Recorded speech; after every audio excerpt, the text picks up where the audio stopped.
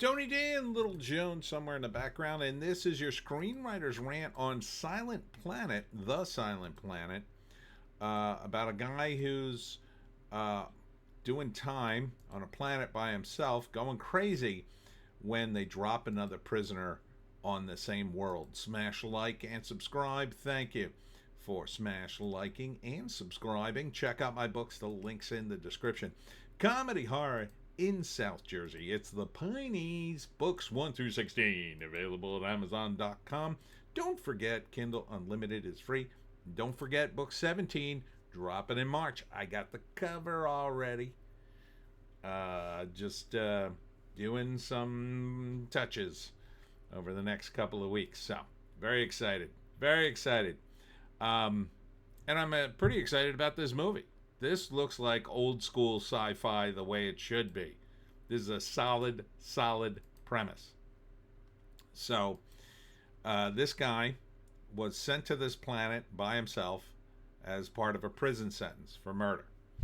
And he believes he was framed. He has memories of his wife and his former life.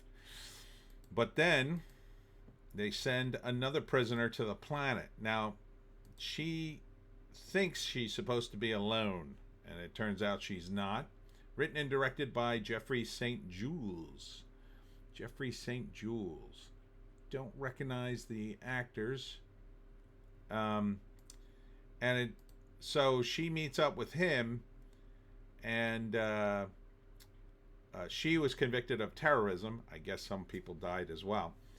And then the question is, are they going to get along? What's the deal? Is he crazy? He seems pretty loopy. And so things start to disintegrate pretty fast. Or is he really innocent, but the isolation has driven him insane? So, and there's all sorts of like weird. See, here he is attacking her, or is it a delusion? We don't know. He's been on the planet so long. I like this,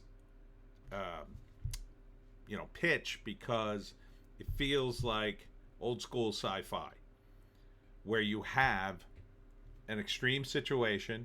There's no sign of Earth or earthly things. It's really about the characters and their isolation and what they do, right? So how do you resolve this? So the first act, he's alone. He's going crazy. He seems at first relatively normal. You feel bad for him because he's trapped on the planet by himself. But then another pod arrives, and he's like, "Oh my God, there's another person on the planet." So he goes to meet her, and she thought she'd be alone, and she's surprised. And then she doesn't want to have anything to do with him, but like he's going crazy, he needs the contact. So at first she's kind of standoffish. Eventually she sort of relents, but as they have more interaction, he seems crazier and crazier. He starts to remember stuff. He starts to hallucinate his wife. Does he try to kill her? Does he not? What's the third act? Well, it could be two characters going at it on a distant world all by themselves. And who's really the good guy? Who's really the bad guy here? Who's the one who was really framed? Or are they both terrible people and they actually go at each other and one of them survives, or maybe both of them don't, or maybe they both do. I mean, it can kind of go anywhere. I like this kind of focus. It seems well made. Here's the write-up.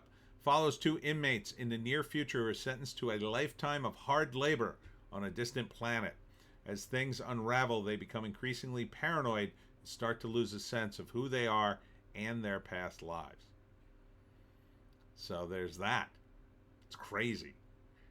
Yeah, it's hard labor too. So like the dude has to I don't know, I think he has to mine rocks to keep himself alive somehow. He has to mine the rocks for minerals that power his little cell there on a planet that'll never get off because his ship, just lands as a one-way trip, and he can't He can't breathe the air really. He has to do all sorts of things to stay alive. Yeah, that sounds harsh, man. I'm in. I'm in. I would totally see this. The Silent Planet.